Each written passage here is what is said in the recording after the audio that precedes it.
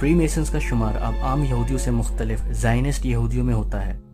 Zionist यहूदी उनको कहा जाता है जो हद से ज़्यादा रूथलेस और फैशिस्ट ख्याल परिस्थिति की हामिल हो, जिनको किसी भी बात की कोई परवाह नहीं, चाहे लाखों इंसान मार दिए जाएं, लेकिन उनका मकसद हर सूरत में पूरा किया जाए।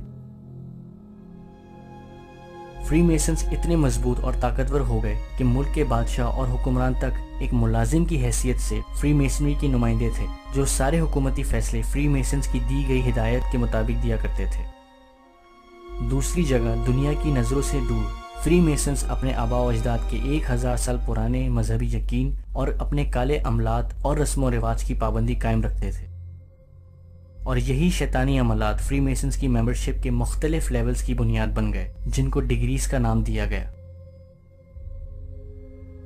फ्री मेसन्स के मकासद ब्रिटिश आइल्स की हुकूमत से बढ़कर और कहीं आगे थे। आने वाले वक्तों में फ्री मेसन्स ने अपनी साजिश और चालबाजी के जरिए यूरोप और अमेरिका की तारीख के बड़े बड़े हादसात और इनकलाब अंजाम दिए, लेकिन अपनी राजदारी की महारत की वजह से आज तक तारीख की आम किताबों में इनका नाम कहीं पे भी मौजूद नहीं। मशहूर फ्रेंच रेवोल्यूशन और अमेरिका की आज़ादी की तहरीक उन वाक़यात में सहरे फहरिस्त हैं। फ्री मेसन्स ने अपने ग्लोबल डोमिनेशन की शुरुआत उसी जगह से की जहां से सदियों पहले उनके आबा व अजदाद फरार होकर आए थे। 18वीं सदी में फ्रांस की ज़्यादातर आवाम गुर्बत और बेइंतहाई तंग हाली में मुब्तला थी। उसी जगह फ्रांस के शाही खानदान शाही आसाइशों से भरपूर ऐशो आराम की ज़िंदगी गुजार रहे थे। फ्री मेसन्स ने फ्रांस के माहौल और आवाम के बढ़ते हुए गुस्से का फ़ायदा उठाया।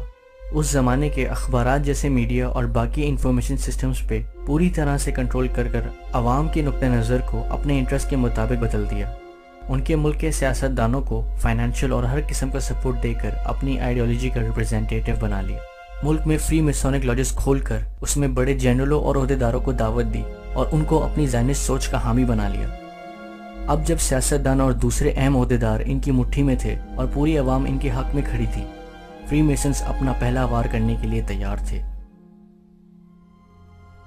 आवाम का पहाड़ जितना गुस्सा फ्रेंच शाही खानदान पर टूट पड़ा और 1793 में आवाम से भरे खुले मैदान में किंग लुई XVI का सर काट दिया गया।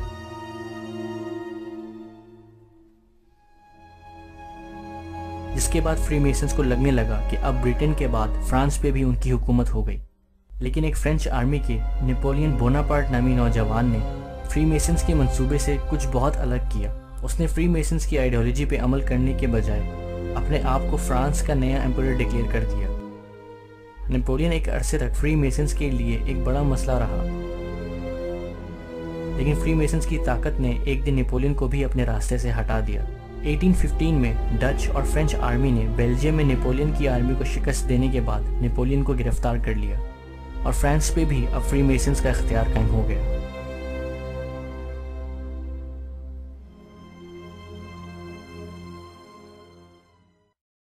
जब फ्री मेसन्स ने अमेरिका की ज़मीन पे अपना कदम रखा तो वहाँ भी उन्होंने वही तरीका आजमाया जो उन्होंने फ्रांस पे इख्तियार कायम करने के लिए आजमाया था।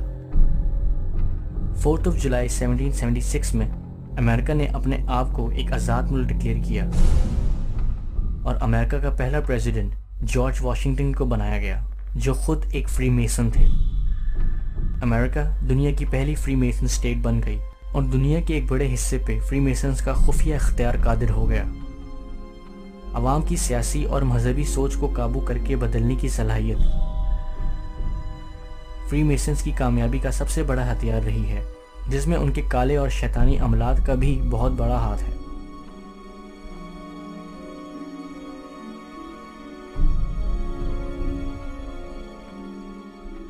फ्री मेसन्स का दुनिया को अपने कंट्रोल में करने के लिए एक अहम हिकमत अमली दुनिया की दौलत और इकोनॉमी को अपने कंट्रोल में करना था। पूरी दुनिया में इकोनॉमी सोने और चांदी की बुनियाद पर चलती थी। हजारों साल से हर मुल्क या हर स्टेट की करेंसी सोने और चांदी के सिक्के हुआ करते थे।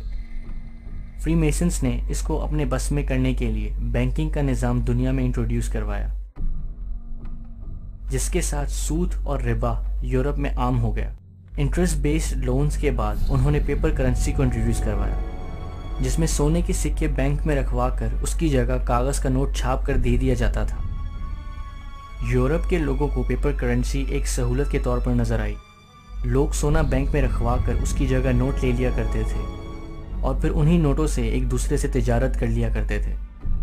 जब ये सिलसिला आम हो गया और लोग सोने को छोड़कर पेपर करेंसी के आदी हो गए तो वहाँ फ्रीमेसन बैंकर्स ने अपनी मर्जी से बिना वर्थ और वैल्यू के नोट छापना शुरू कर दिए और दूसरी जगह असल दौलत यानी सोने पे कब्जा करना शुरू कर दिया। जब ये सब बड़े पैमाने पे होने लगा तो 1912 में उन सब छोटे फ्रीमेसन बैंकर्स ने मिलकर एक बड़ा आलमी बैंक बनाया जिसको दुनिया द फेडरल रिजर्व बैंक के नाम से जानती है। इन सारी बातों का सबूत कोई भी शख्स अमेरिकन करेंसी के $1 बिल पे देख सकता है। ज़ाहिरी तौर पर अमेरिका की तारीख का इजिप्ट से दूर दूर तक कोई वास्ता नहीं, फिर भी एक इजिप्शियन पिरामिड और उसके ऊपर फ्रीमेसन्स के मसीहा का निशान द ऑल सीइंग आई इस नोट पर मौजूद है।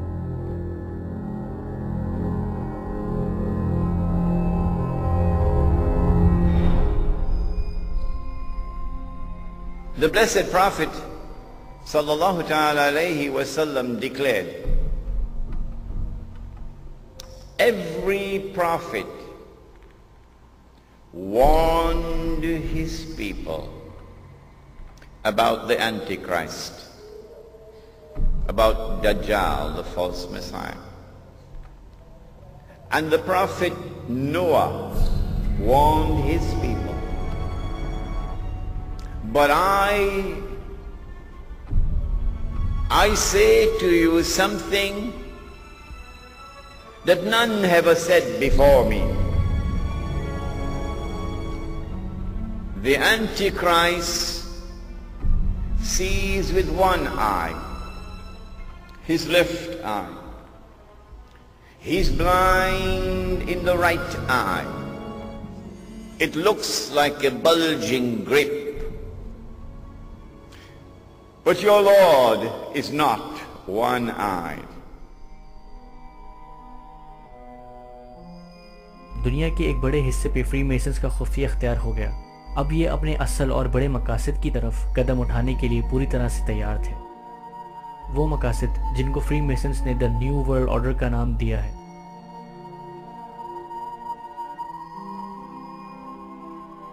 जिसका मतलब पूरी दुनिया में सिर्फ एक हुकूमत हो और पूरी दुनिया में सिर्फ उसी हुकूमत का निज़ाम चले और हुकूमत करने वाले ज़ायनिस्ट यहूदी हों।